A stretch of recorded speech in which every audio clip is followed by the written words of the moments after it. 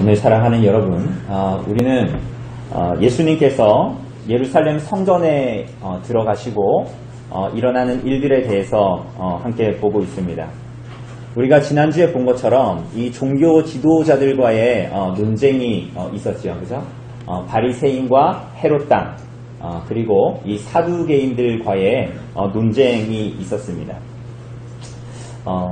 지난주 말씀 잘 기억 안 나죠? 그죠? 어제 일도 잘 생각이 안 나는데, 그죠? 우리가 사두개인과 그리고 바리새인 이 논쟁을 통해서 우리가 예수님께서 말씀하시고자 하는, 궁극적으로 말씀하시고자 하는 결론은 예수 그리스도의 고난과 죽으심과 부활이었습니다. 그리고 예수 그리스도의 그분과 예수 그리스도와 그분의 사역을 모두 부정하는 자들 앞에서, 이 세상 앞에서 주님께서 우리들을 부르시는 부르심이 무엇인지 그 내용들을 우리가 함께 살폈습니다. 예수님을 믿고 이 땅을 살아가는 것이 무엇인가 하는 내용에 대해서 우리가 함께 지난주에 다루었습니다. 오늘은 종교 지도자들의 나머지 한 부류인 오늘 우리가 본문에서 보게 되는 이 서기관들에 대한 이야기 우리가 함께 보려고 합니다. 사실은 이 성전에서의 논쟁, 예수님께서 예루살렘 성전에 들어가시고 예수님께서 종교 지도자들과의 논쟁은 이렇게 세 부분으로 나뉘죠. 그죠? 우리가 지난주에 본 대로 바리새인과 헤롯 당, 사두개인, 오늘 보는 서기관들입니다. 그죠? 근데 우리가 이렇게 지난주에 두 부분으로 나누고 오늘 이 서기관들의 논쟁을 따로 보는 것은 그 의미상의 구분 때문입니다. 논쟁이 세 개임에도 불구하고 우선 우리가 보는 이 본문은 굉장히 좀 우리가 길게 읽었지 않습니까? 긴 본문이지만 사실은 이 구약이 또 우리가 가지고 있는 성경에도 나누어져 있죠. 그러나 하나의 의미를 사실은 담고 있습니다. 여러분, 우리가 28절부터 34절까지 보면 여러분의 성경에도 잘 나와 있는 것처럼 제목이 가장 큰 계명, 아마 이렇게 나와 있을 겁니다. 그죠? 거기는 서기관 중 하나와 예수님과의 대화를 기록합니다.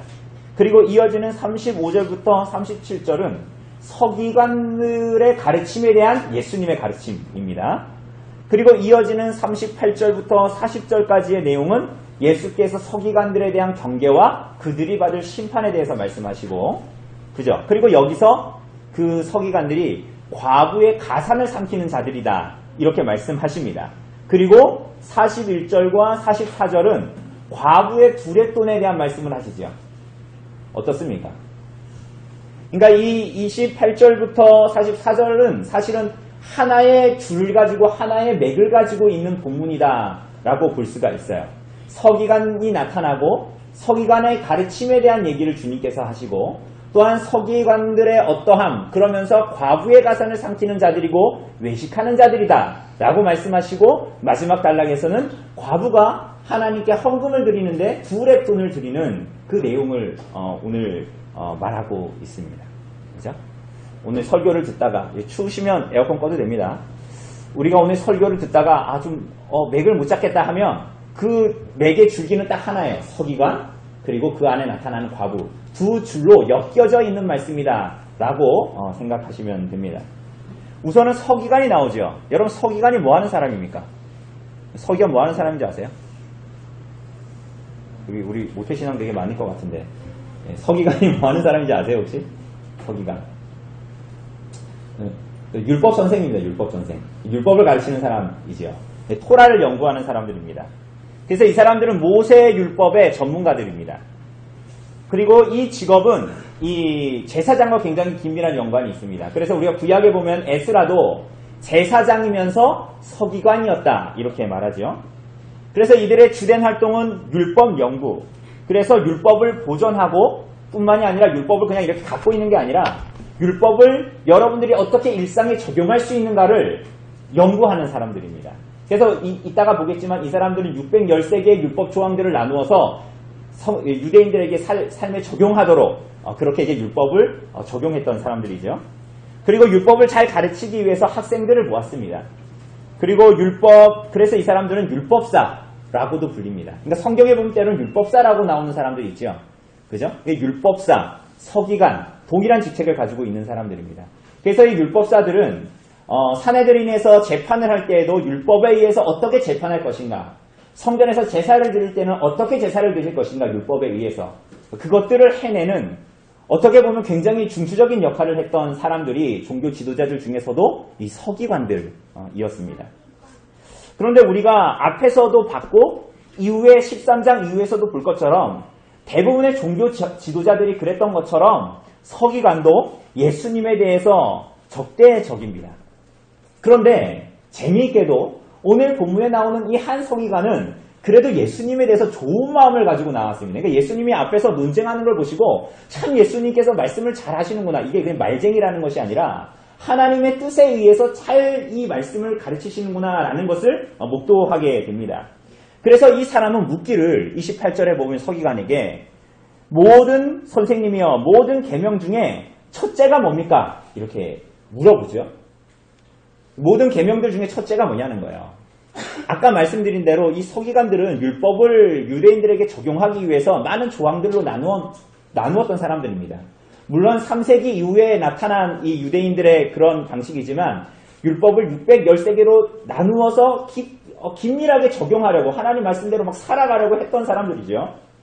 그래서 이 사람들은 율법 조항들을 그렇게 나누어 놓고 어떤 게 더 중요한 것인가, 어떤 게 더 중요하지 않은 것인가를 굉장히 고민하고 그 율법 13개나 그리고 율법 조항들을 만들어 놓으니까 이게 얼마나 적용하기가 또 힘들었겠어요. 그러면서 율법을 연구하는 사람들이니까 야 그럼 이 중에서 가장 중요한 게 뭐냐, 가장 중심을 차지하는 계명이 뭐냐 라고 굉장히 많이 의논하고 다투었던 사람들이 이 서기관들입니다.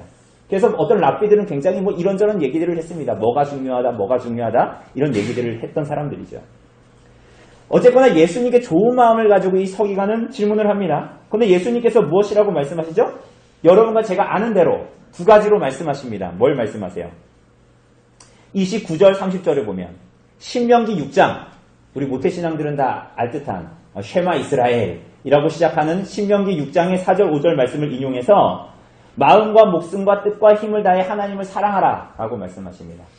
그런데 여기서 힘을 다하여 사랑하라고 얘기했는데 이 아람어 번역, 뉴스에 보니까 이제 아람어를 이제 아는 사람들이 이제 죽어나고 이제는 아람어가 완전히 이제 사어가 된다 뭐 이렇게 얘기하던데, 어쨌거나 이 탈굽력이라고 하는 번역은 여기서 힘이라는 단어를 재물이라는 단어로 번역했습니다. 그런데 그것은 오늘 마지막에 보는 과부의 가상과 서기관의 어떠함과 굉장히 긴밀한 연관이 있습니다. 어쨌거나 탈굽력에서는 여기서 힘을 재물로 번역을 했습니다. 하나님을 사랑하라는 거죠. 마음과 목숨과 뜻과 힘을 다해 31절부터는 두 번째 계명을 말씀하시죠. 그게 뭡니까? 내 이웃을 그죠? 내 자신과 같이 사랑해라. 이거 레위기 19장에 나오는 말씀입니다. 레위기 19장 18절을 인용해서 예수님께서 이 두 계명보다 큰 계명은 없다. 예수께서 이렇게 말씀하십니다. 여러분, 어떻습니까? 여러분, 이거 사실은 우리가 요즘에 공부하는 10계명, 그리고 우리가 예배 가운데 항상 본독하는 10계명, 그리고 요리문답, 이 모든 것들을 통해서 우리가 항상 공부하는 내용들입니다. 그죠? 하나님의 백성들이, 죄에서 구원함을 받은 하나님의 백성들이, 그러니까 이 10계명은 여러분들 그렇게 10계명 다 지키라 그러면 그렇게 할 수 있는 사람 여기 아무도 없잖아요. 할 수 있습니까? 그럼 죄 고백할 게 없겠네요. 행함으로는 그렇지 않아도 여러분 우리들의 마음으로, 우리들의 중심으로, 우리들의 생각으로 하나님께 언제나 범죄하지 않습니까? 그죠? 그러니까 여러분들이 10계명은 이걸 지켜서 구원받으라는 것이 아니었죠. 이거 지키면 내가 이집트에서 너희를 구원해 줄게 이렇게 주신 것이 아니었죠. 이집트에서 이스라엘 백성들을 구원해 내시고 구원받은 하나님의 백성들에게 하나님께서 구원하신 하나님으로서 말씀하신 것입니다. 가르치신 것입니다. 홍해바다를 건너서, 죽음의 홍해를 건너서 이미 옛사람은 죽고 홍해바다에서 새로운 세례를 받아 새 생명으로 거듭난 이스라엘 백성들이여, 하나님이 너희를 구원했으니 구원하신 하나님의 뜻이 이것이니 너희가 이 하나님의 말씀으로 살아라 라고 주신 것이 뭐예요? 10계명이죠. 그래서 예수님은 이 10계명을 두 개의 계명으로 요약해 주셨습니다. 그런데 여러분, 이 사건은 예수님이 그냥 신통방통하게 성경에서 다시 해석해준, 새롭게 해석해준 그 수준이 아닙니다. 여러분, 이것은 그저 단순한 성경 해석의 사건이 아니라는 것입니다. 하나님을 사랑하고 이웃을 사랑하는 것, 그것은 하나님의 백성들에게 먼저 주어지기 전에 예수 그리스도께서 지금까지 예루살렘으로 고난받기 위해 이제 십자가에서 죽으실 것인데 십자가에서 죽으시기 위해서 예루살렘으로 가는 여정의 이유입니다. 이게 무슨 말씀인지 아시겠어요? 하나님을 사랑하고 이웃을 사랑하는 것은 예수님께서 고난과 죽음이 기다리는 예루살렘 성전으로 지금까지 올라가신 이유였단 말이죠. 다르게 얘기하면 예수님께서 그 예루살렘 성전으로 올라가서 십자가에서 죽으심은 하나님을 사랑하고 이웃을 사랑하라는 계명의 성취자로서 예수님이 먼저 나타나시는 거라는 거예요. 왜 그렇습니까? 여러분, 성자 하나님이신 예수님은 하나님을 사랑하셔서 그분의 뜻에 기꺼이 순종하셨습니다. 어떻게까지 순종하셨어요? 모든 것을 다해 하나님의 뜻대로 십자가에서 죽으시기까지 성부 하나님께 순종하셨습니다. 그분을 사랑해서. 뿐만이 아닙니다. 장차 그리스도의 인격과 그분의 사역으로 말미암아 하나님의 백성이 될, 그리고 예수께서 친히 형제라고 불러 마다하지 않았을 하나님의 백성들과 여러분과 저를 사랑하시기 때문에 우리들을 위해서 십자가에 달려 죽으셨습니다. 그죠? 예수께서 십자가에 달려 죽으심으로 성부 하나님께 온전히 순종하셨을 뿐만이 아니라 이 땅에 사시면서 율법을 완성하셨죠. 어떻게 완성하셨어요? 이 땅에 사시면서 하나님의 말씀에 온전히 순종함으로, 그러니까 여러분과 저처럼 겉으로만 순종하는 척하는 게 아니라 온전히 순종함으로 완전한 의를 이루셨죠. 왜 이루셨습니까? 하나님을 사랑했기 때문에 이루셨지만 또한 그 완전히 이루신 의를 여러분과 저에게, 의가 없는 여러분과 저에게 그 예수님이 이루신 완전한 의를, 율법에 순종하여서 이루신 완전한 의를 여러분과 저에게 옷처럼 입혀주셔서 하나님께 나아갈 수 있도록 하시기 위해서 순종하셨죠. 그렇게 예수께서 하시는 이 모든 일은 나는 못하겠으니 내가 십자가에 달려 죽고 나서 이제 니네는 하나님 사랑하고 이웃을 사랑해봐라 가 아니라 예수께서 오신 그 이유는 하나님을 사랑하셨기 때문이고 그분의 삶 전체가 형제와 이웃을 사랑하기 위해서 하나님께 순종하는 삶이었다라는 거예요. 사랑하는 여러분, 그리스도께서 하나님을 사랑하심과 이웃을 사랑하심은 예수 그리스도를 진실로 믿고 따르는 모든 자들이 또한 그렇게 살아갈 수 있는 길을 열어주셨습니다. 어떻게 말입니까? 신명기 30장 6절에 보면 하나님께서 이스라엘 백성들에게 복받는 길을 말씀하십니다. 그런데 그 복이라는 게 뭡니까? 여러분이 오늘 들으면 복이라고 생각하지 않을 것들일 수도 있죠. 그 복이라는 게 뭡니까? 내 하나님 여호와께서, 신명기 30장 6절에 보면 내 하나님 여호와께서 내 마음과 내 자손의 마음에 할례를 베푸사 너로 마음을 다하며 뜻을 다하여 내 하나님 여호와를 사랑하게 하사 너로 생명을 얻게 하실 것이라. 이게 무슨 말입니까? 이게 무슨 말이죠? 그렇게 마음을 다하고 힘을 다하고 뜻을 다하여 너희가 하나님을 사랑할 수 있도록 여러분과 저의 마음에 할례를 베푸시겠다라는 거야. 그 할례를 베푸셔서 그때야 여러분과 제가 비로소 하나님을 사랑할 수 있게 하겠다라는 것입니다. 그리고 하나님을 사랑할 수 있고 그로 말미암아 참된 생명을 얻고 누릴 수 있게 하겠다.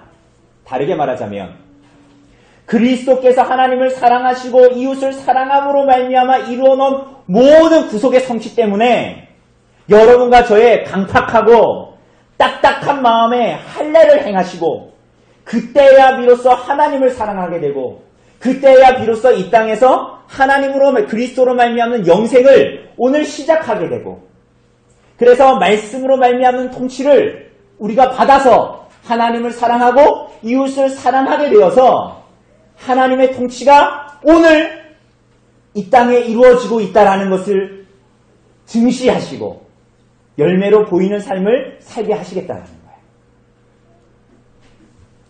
32절의 서기관을 보십시오. 뭐라 그럽니까? 예수님의 이 말씀에 선생님이여 옳소이다. 그 말씀이 참입니다. 33절에서도 이웃을 사랑하는 것을 하나님이 원하신다. 예수님께서 하신 말씀 그대로 반복합니다. 나중에 이 이후에 보면. 그러니까 당시의 랍비들은 랍비들의 제자들은 의무 중에 하나가 뭐냐면요. 랍비가 말하면 그걸 그대로 복면묵창하는 거예요. 그걸 그대로 말하는 거예요. 그게 랍비를 사랑하는 자의 의무입니다. 그런데 정말 이 사람은, 이 서기관은 예수님의 가르침을 거의 그대로 반복합니다. 여러분 얼마나 사랑스럽습니까? 우리가 앞에서 봤던 부자 청년처럼 부자 청년이 주님 랍비여 내가 어떻게 영생을 얻을까요? 그러니까 계명을 말씀하시니까 그 모든 계명 지켰는데요. 그러니까 예수님께서 그를 어떻게 보셨어요? 그를 사랑하사 이렇게 말씀하시죠? 그러니까 이 서기관이 주님께 이 복면묵창을 하면서 맞습니다. 그게 진리입니다. 참 주님 그게 맞습니다. 라고 말을 하는데 예수께서 이 사람에게 뭐라고 말씀하십니까? 그래 너 이제 하나님 백성이다. 이렇게 말씀하지 않으십니다. 뭐라 그러십니까? 34절을 보면 네가 하나님 나라에서 멀지 않다. 그러니까 이 정도로 말하면 너 이제 하나님 백성이다. 자는 그런 것도 잘하네. 참 얘가 똑똑하네. 조금만 노력하면 스카이대 가겠다. 뭐 이런 말씀을 하실 것 같은데 예수님이 하시는 말씀은 멀지 않았다? 이렇게 말씀하시죠. 그리고 그야말로 다른 서기관들과는 좀 독특하게 예수님께 좋은 마음으로 와서 질문했지만 이후에 서기관이 어떻게 되었다라는 것에 대해서는 성경은 침묵합니다. 그 서기관은 잠재적인 이 본문으로 보면 잠재적인 하나님 나라 백성으로 보이지만 마가복음 전체로 보면 이 오늘 본문의 결론에서도 보겠지만 그렇게 성경을 아는 자들이 하나님 나라에 들어간다라고 말하지 않습니다.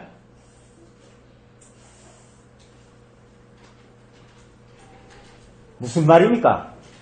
여러분, 하나님 나라는 그의 아들 예수 그리스도를 믿고 따르고 그의 가르침을 참으로 듣는 자들에게만 허락된 나라가 하나님 나라입니다. 여러분 오늘 조심하면 안 됩니다. 어제 세네갈전을 재미있는 세네갈전을 봤어도 오늘은 졸면 안 됩니다. 여러분 하나님 나라가 누구에게 허락됩니까? 그리스도를 믿고 따르고 그의 가르침을 듣는 자들입니다. 여러분 그들에게만 하나님 나라가 허락됩니다. 여러분 서기관들은 이스라엘 백성 통틀어 누구보다도 이 성경 잘 아는 사람들입니다. 엄청나게 외웠겠죠. 어디를 드러내도 대답할 수 있는 사람이었습니다. 종교 지도자들조차도 서기관들에게 의뢰했습니다. 재판에서도 그렇고 제사를 지낼 때도 그랬습니다. 그러나 그들은 이렇게 하나님 말씀을 잘 알고 외우고 가르치고 붙들고 있어도 그리스도로 말미암아 들어가는 하나님 나라 백성이 아니었던 거예요. 그들은 참된 말씀이신 그리스도의 제자들이 아니었습니다. 사랑하는 여러분, 여러분의 성경의 가르침에 대한 지적인 동의가 여러분들을 구원하지 않을 겁니다. 여러분 분명히 아셔야 됩니다. 여러분이 성경을 듣고 고개를 끄덕거리는 여러분의 지적인 동의가 여러분을 천국으로 이끌지 않습니다. 여러분이 성경을 잘 웬다고 여러분들이 구원받는 것이 아닙니다. 그럼 저같이 머리 나쁜 사람은 구원 못 받고 스카이대 가서 이렇게 성경을 잘 외우는 사람은 구원받고 그런 나라가 아니라는 거예요. 여러분의 성경에 대한 지식과 지적인 동의조차도 혹은 여러분들이 합리적인 설명에 의해서 받아들일 것인지 말 것인지 그런 지적인 설득에 의한 동의조차도 결국은 여러분들을 구원으로 이끌지는 못합니다. 그것 자체로. 여러분 잘 들으십시오. 누구도 구주 예수 그리스도를 주로 받아들이지 않으면 그로 말미암아 여러분의 전 인격으로 그분을 믿고 받고 그를 따르고 열매 맺지 않으면 여러분 이 가운데 있는 누구도 하나님 나라에 들어갈 수가 없습니다. 여러분 오늘 서기관들이 이렇게 말씀을 붙들고 교회 열심히 다니고 오늘 오후에 경기 있는데 예배 드리고 성경을 붙들고 경건생활 열심히 하고 성전에서 봉사하는데 예수님 말씀에 동의했는데 그가 겨우 들은 말씀은 네가 하나님 나라에서 멀지 않다라는 말뿐이었어요. 여러분 주님께서 말씀하신 대로 여러분과 제가 그리고 이 세상 모든 사람들이 하나님의 심판대 앞에 서게 되는 날 그날이 언제인지 누구도 알 수 없지만 여러분의 각 개인도 주여 주여 했던 자들이 천국에 들어가지 못하게 되는 것을 여러분 직시하게 될 것입니다. 보게 될 것입니다. 속마음을 숨기고 거짓된 열매를 맺으면서도 입으로는 주여 주여 했던 망령되이 하나님의 상계명에 의해 하나님의 이름을 망령되이 일컫던 자들이 천국문에서 어두운 데로 쫓겨나가는 것을 보게 될 것입니다. 무엇보다도 여러분과 저의 눈앞에 있는 진실이에요. 여러분과 제 앞에 이게 있는 이 진실보다도 이것이 영원히 명확한 진실일 것입니다. 여러분은 어떤 자들입니까? 물론 앞으로 계획도 많고 일도 많고 할 일도 많고 앞으로의 플랜이 많겠죠. 여러분은 어떤 자들입니까? 그게 훨씬 중요합니다.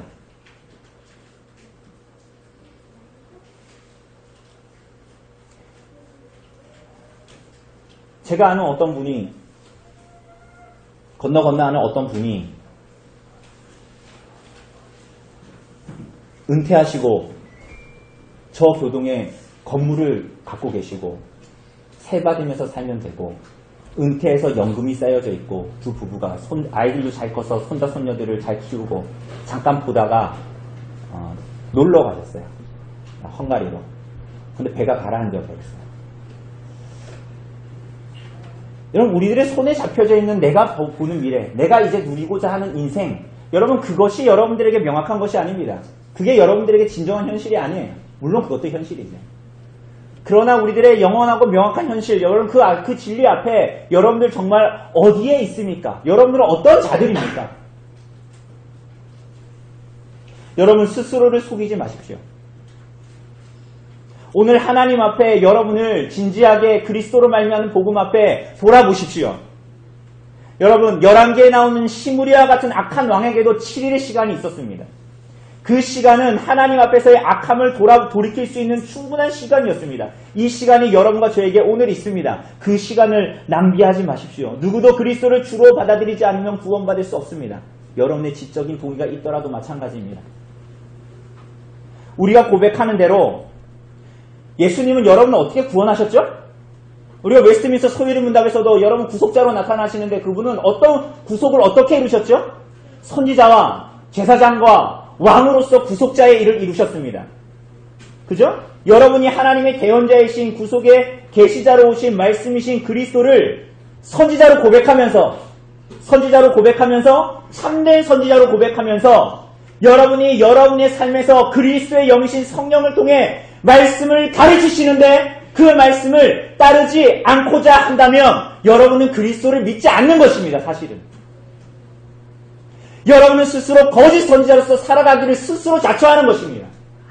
여러분의 삶에서 그리스도께서 여러분에게 요청하시는 바 여러분의 삶을 제사장과 같이 하나님께 드리지 않는다면 미워하고 원망하며 비방하며 세상 사람들과 방불한 삶을 지속해 나간다면 여러분은 그리스도를 믿지 않는 것입니다. 스스로 나쁜 제사장임을 나타내는 것이죠. 여러분이 여러분의 삶에서 하나님께서 말씀하신 죄와 싸우기를 원하지 않는다면 그래서 세상 사람들과 다를 바 없이 죄를 먹고 마시고 죄와 싸우기를 포기하고 갈망하며 즐기기를 원하는 삶을 계속적으로 지속해 나갈 때 여러분은 그리스도의 왕되심을 부인하는 것입니다.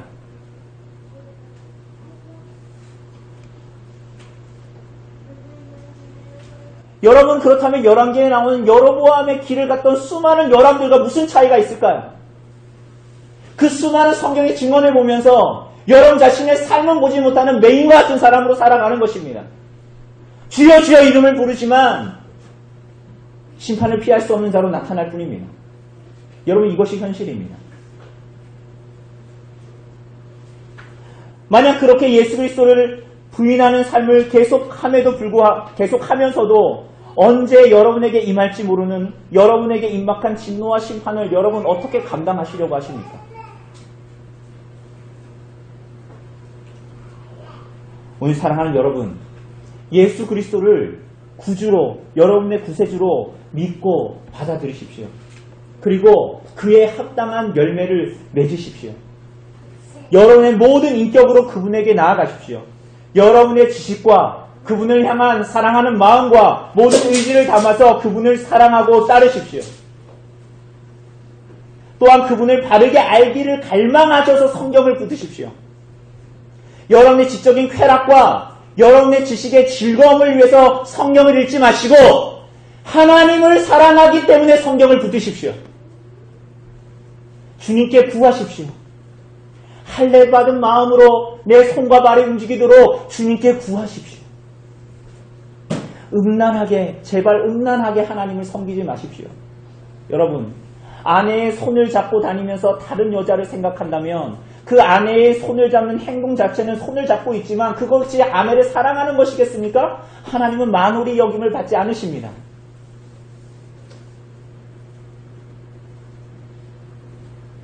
여러분이 예배에 와 있어도 하나님을 사랑하는 마음이 없고 아무리 경건을 추구하고 세상 사람들이 보기에 와, 저 사람 정말 경건한 사람이네 박수를 치는 인정을 받는다 해도 여러분의 마음이 진정으로 하나님을 사랑하고 기뻐하는 마음이 없다면 음란하게 하나님을 섬기는 것이고 만홀히 하나님을 여기는 것입니다. 사랑하는 여러분, 이렇게 하나님을 붙들고 성경을 붙들고 가르치고 메시아를 기다린다고 하는 서기관들의 가르침이 무엇입니까? 35절부터 나타납니다. 예수께서 성전에서 가르치실 때 서기관들의 한 가르침을 말씀하시죠. 서기관들이 그리스도를 다윗의 자손이라고 한다는 것입니다. 이는 예수님께서 그 사실 자체를 부인하는 것이 아닙니다. 왜냐하면 실제로 요셉이, 그의 아버지 요셉이 이 다윗의 자손이었기 때문이죠. 그죠? 그리고 앞에서 바디메오도 그렇고 베드로의 신앙 고백을 따라서도 다윗의 후손이다라는 것을 예수님께서 부인하지 않으셨습니다. 그러나 오늘 예수님은 이 가르침이 오해되고 부적절한 가르침이다라는 것을 서기관들의 잘못된 가르침임을 나타내십니다. 그러면서 시편 110편의 말씀을 들어서 말씀하시죠. 그러니까 어떻게 다윗의 후손이 메시아다라고 말하면서 어떻게 다윗이 110편에서 내 주라고 얘기했냐는 거야. 자기 자손을 가지고 어떻게 내 주님이다 이렇게 말했냐는 거죠. 그죠? 그러니까 이 서기관들의 가르침은 뭐냐면, 그럼 서기관들이 생각했던 메시아가 어떤 메시아인지를 알아야 되겠죠. 근데 우리는 그것은 앞에서 이미 봤습니다. 그죠? 군사적인 메시아고 정치적인 메시아였습니다. 자신들을 로마에서 압제해서 벗어나게 해줄, 그리고 뿐만이 아니라 서기관들이 가르치는 메시아는 어떤 메시아요? 그 메시아가 오면 성전을 재건하고 그리고 이 성전을 부정케 하는 모든 이방인들을 내쫓을 메시아입니다. 그리고 그런 정치적인 메시아죠. 군사적인 메시아입니다. 그런데 예수님은 어떤 메시아입니까? 고난받은 메시아입니다. 그리고 서기관들이 기대했던 것을 하지 않았죠. 오히려 어떻게 했습니까? 성전에 가서 돈 바꾸는 자들의 상을 다 뒤집어 엎으시고 다 쫓아내시고 이방인의 뜰에서 그렇게 장사하는 자들을 오히려 이방인의 뜰에서 하나님을 예배하는 장소에서 그렇게 장사하는 장사치들을 다 내어 쫓으시고 바리새인과 종교 지도자들과 갈등을 빚으시고 이후에 13장에 보겠지만 서기관들은 성전이 재건될 거라고 생각했지만 이 성전이 어떻게 될 거다? 멸망할 거다 라고 예수님은 서기관들의 메시아관을 평가절하해 버리십니다. 성경이 가르치는 메시아는 다윗과 비슷한 유가 아니라 다윗의 주로서 다윗을 능가하는 분이시고 성전을 새롭게 하는 분이시고 그리스도를 진실로 믿는 모든 자들을 성전 삼아 거하실 분이다 라고 말하는 것이죠. 오늘 사랑하는 여러분, 그런데 예수님은 이 서기관들의 가르침만을 말하지 않고 더 나아가서 39절 이하를 보면 서기관들을 경계하라고 하십니다. 그죠? 서기관들을 삼가라. 서기관들을 경계하라. 거리를 두고 살피라. 왜 그렇게 말씀하십니까? 그렇게 말씀하시는 이유가 뭐죠? 38절을 보면 그들은 뭐 한대요? 긴 옷을 입고 다닙니다. 이게 뭐예요? 당시의 왕과 제사장들이 입고 다니는 긴 망토 같은 것입니다. 그런데 그들은 이렇게 하는 이유가 뭐예요? 율법 교사로서 자신의 신분을 특별하게 생각하고 하나님 앞에 사람들 앞에 드러내기를 원합니다. 뿐만이 아닙니다. 시장에서 문안받는 것을 좋아하죠? 그죠? 사람들이 많은 곳에서 자신의 중요도를 확인하고 싶어 합니다. 오늘 우리가 10계명 마지막 10번째 계명 보겠지만 탐욕스러운 거야. 우리가 오늘 이 서기관들의 모습을 통해서도 우리가 보게 됩니다. 뿐만이 아닙니다. 해당의 높은 자리와 잔치의 특별석, 그것을 원합니다. 공적인 자리에서 특별한 대접을 받고 싶어 합니다. 왜 그랬을까요?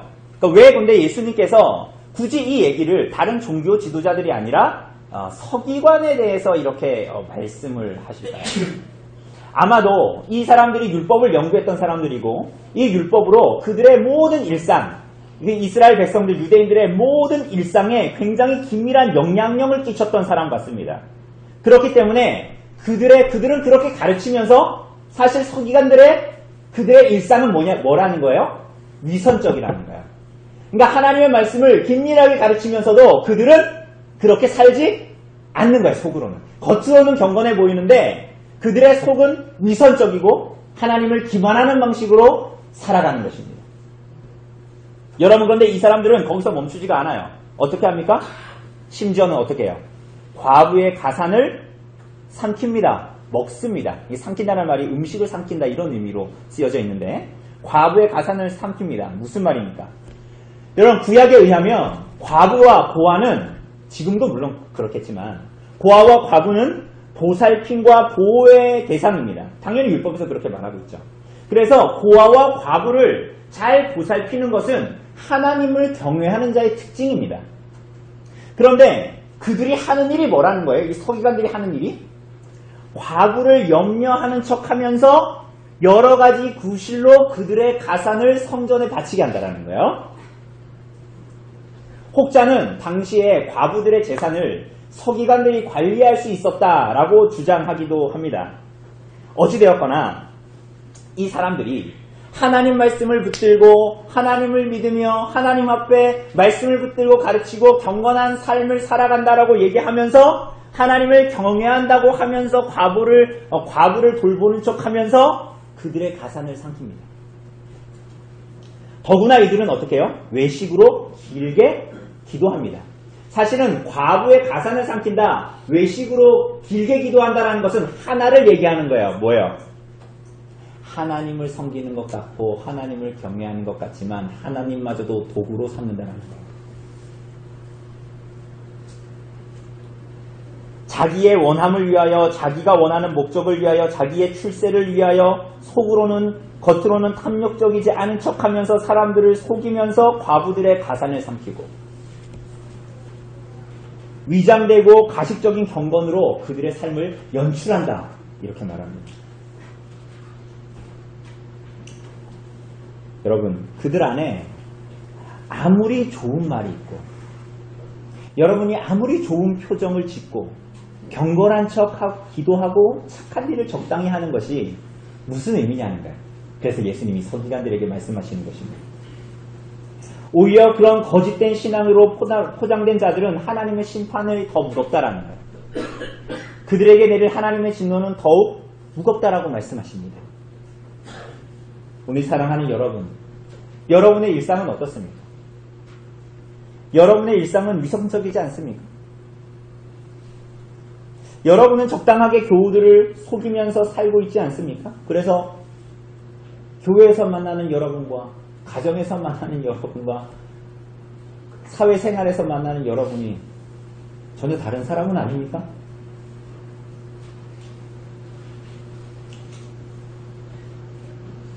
그래서 우리는 때로는 교회에 와서는 온갖 경건의 품위를 내뿜지만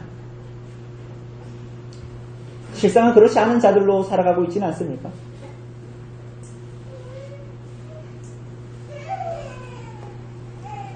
여러분은 누군가를 속이는 것에 익숙하고 거룩하고 경건한 것들을 들고서도 하나님을 속이려고, 서로를 속이려고 하지는 않습니까? 여러분, 굉장히 두려운 일입니다. 우리들이 주님을 따른다라는 제자도 그것이 뭡니까? 우리가 주님을 믿는다고 하는데 그러한 성도됨과 교회됨이 우리 교회와 가정에서 진실합니까? 여러분, 그렇게 경건하고 거룩하게 보였던 이들의 위선을 경고하시고 그들의 그러한 위선으로 고통받는 한 사람이 등장합니다. 그 사람이 누구였어요? 40절에 보면 누구였습니까? 그 사람이 과부입니다. 과부는 빈궁과 비천의 대명사입니다. 그런데 이 사람은 어떤 사람으로 나타나요?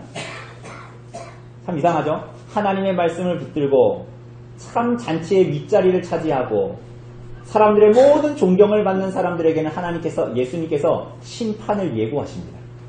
그러니까 심판을 예고하신 거예요. 예고하셨다는 건 뭐예요? 주께서 심판을 예고하셨다는 것은 그들에게 심판이 이미 주어지고 있다. 이제 이렇게 말씀하는 겁니다.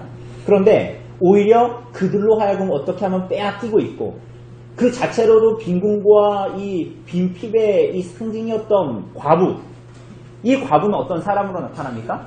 그리스도를 따르는 돈으로 나타납니다. 하나님 나라를 소유한 자로 놀랍게도 나타납니다. 어떻게 그렇습니까?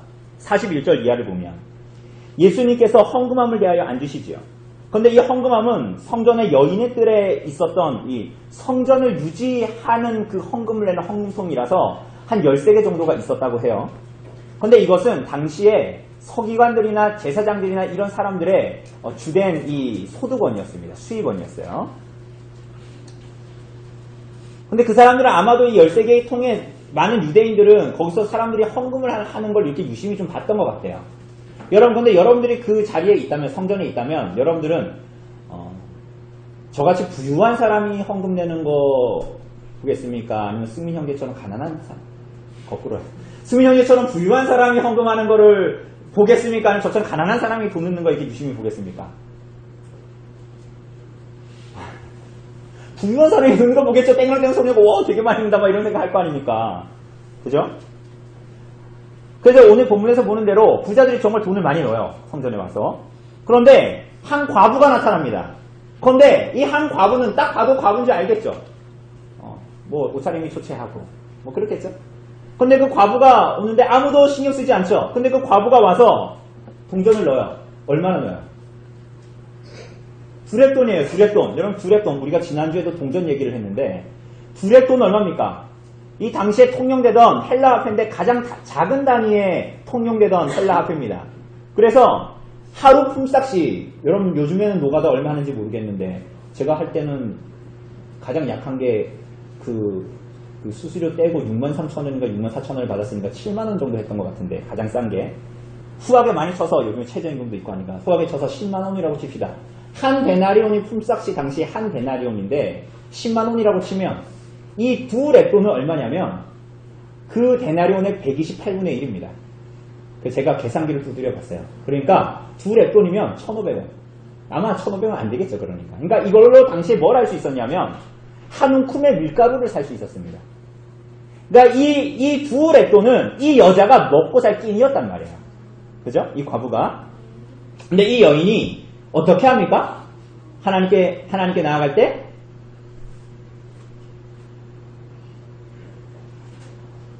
서기관은 경건하게 기도하고 긴 옷을 입고 사람들 사이에 가면 홍해같이 길이 갈라져서 하나님을 경외하는 자다. 사람들이 주목하고 하나님을 섬기는 사람이다. 라고 하지만 아무도 주목하지 않는 이 과부는 하나님을 향한 위선적이지 않은 진실로 하나님을 믿는 그 마음으로 하나님께 나아가 두 렙돈을 드립니다. 하나님이 예수께서 그것을 주목하시죠. 그리고 예수께서 이 과부에 대해서 무엇이라고 하십니까? 여기 있는 모든 사람보다 많이 넣었다 라고 말씀하십니다. 여러분 오늘 본문은 부유함이 잘못됐다라고 말하는 것이 아니에요. 이 본문은 헌금 액수를 적게 내야 된다는 것을 말하는 것도 아닙니다. 사랑하는 여러분, 이들의 하나님을 향한 태도와 마음을 말하고 있어요. 이것은 사람들의 보기에 어떠함, 세상의 인정과 아무런 상관이 없다라는 거예요. 사람들은 교회에서도 긴 옷을 입고 높은 지위를 갖고 세상에서도 잘 나가는 사람에게 상석을 내어주는 그런 것을 말합니다. 그러나 하나님 나라는 그렇지 않습니다. 그런 자가 들어가는 나라가 하나님 나라가 아닙니다. 하나님은 서기관들의 외식과 과식, 하나님을 믿노라 하면서 자기 자신을 섬기며 살아가는 자들을 하나님은 때로는 놓아두십니다.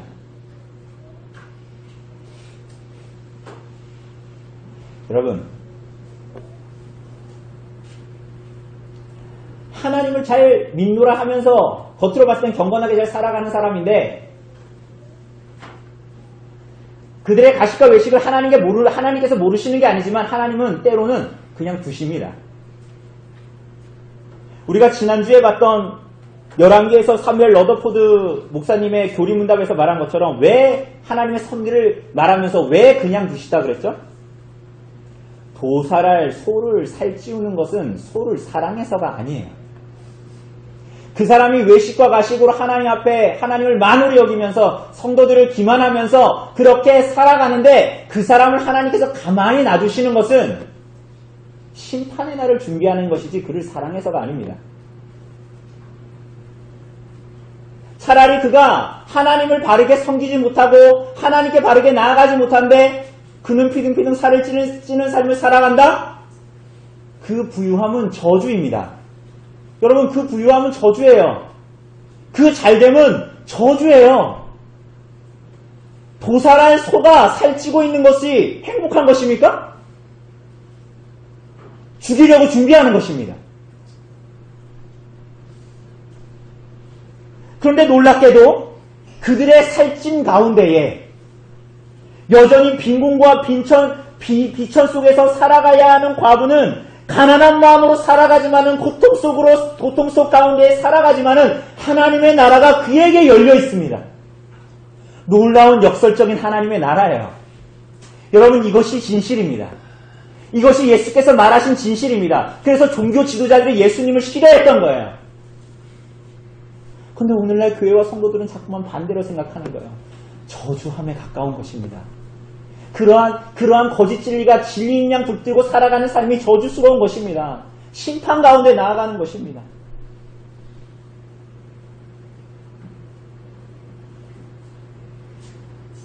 여러분, 그러한 가난한 마음으로 하나님께 나아가 그의 모든 것을 쏟아붓고 그의 빈궁함과 빈천함이 가셔지지 않지만 여러분, 그가 하나님의 나라를 소유한 사람입니다.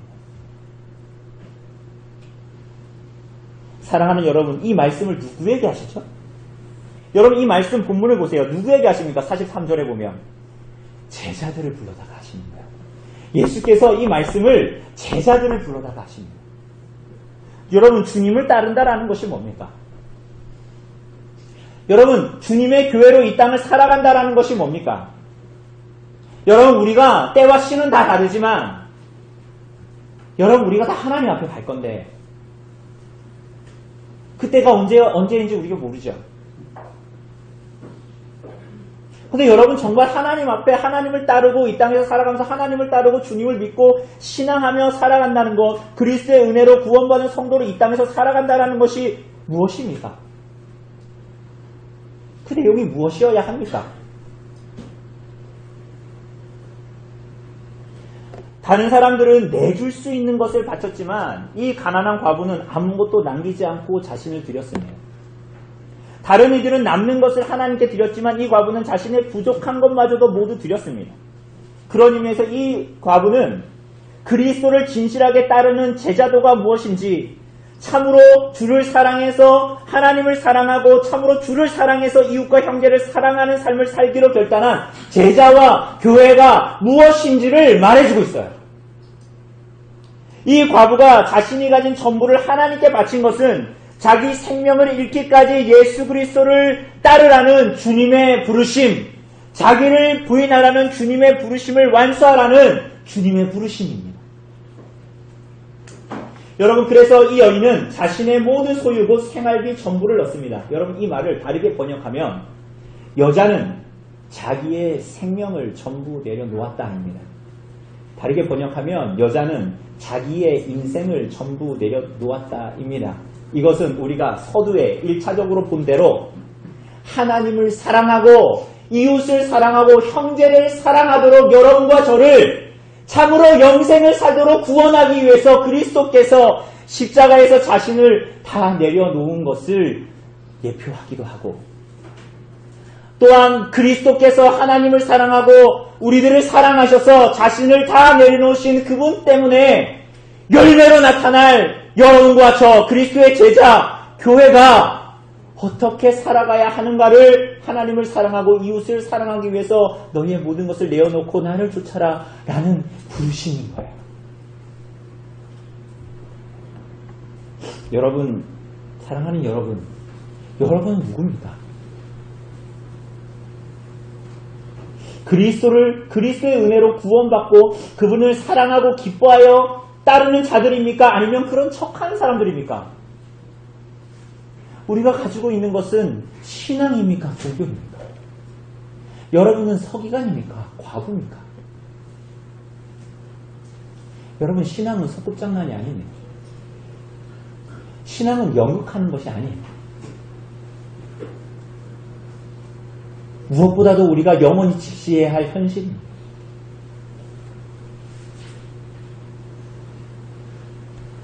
여러분, 이 과부의 이야기가 11장, 12장에 나타났던 종교 지도자들과의 성전에서의 논쟁의 마지막 장면임을 기억하십시오. 그럴듯한 신앙의 모습, 그럴듯한 교회의 모습, 그럴듯한 경건의 모습, 머리에 가득한 성경 지식, 그게 대체 무엇이란 말입니까?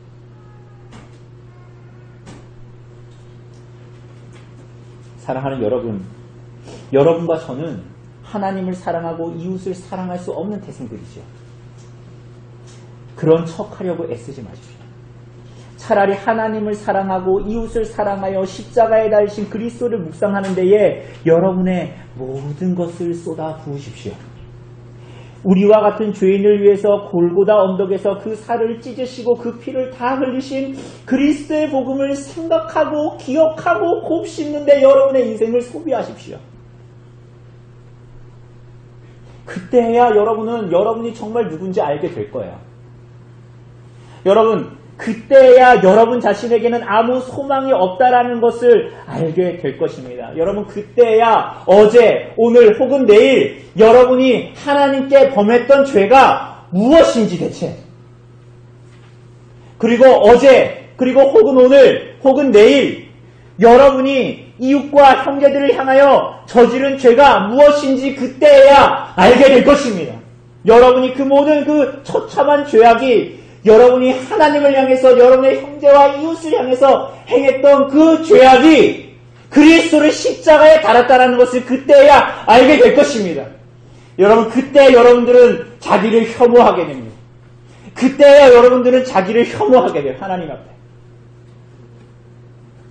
그때야 여러분들은 하나님을 사랑할 수가 있어요. 그때야 여러분은 향유 옥합을 주님께 다 깨뜨리고 눈물로 그분의 발을 씻기고 머리털로 그분의 발을 닦으며 그분을 사랑하게 됩니다. 여러분, 그때야 여러분은 아무도 주목하지 않아도 여러분의 두 렉돈을 드리고도 전혀 아깝지 않은 삶을 하나님 앞에 살게 됩니다. 여러분, 그리스도를 사랑하십시오. 여러분을 위해서 하나님을 사랑하고 우리들을 사랑해서 십자가에 달리신 그리스도의 복음에 매어 달리십시오.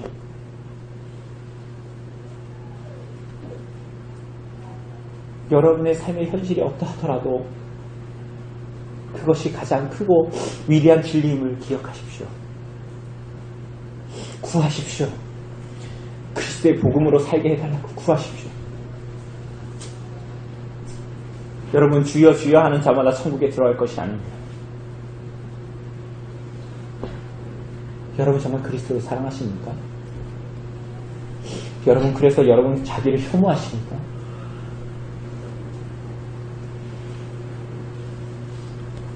여러분, 이 은혜가 우리 성도들 모두에게 있기를 바랍니다. 그 은혜를 우리 성도들과 그리스도의 교회에 주께서 허락하여 주시기를, 그리스도의 영이신 성령께서 우리들을 그렇게 도우시기를 간절히 바랍니다. 잠시 기도합시다.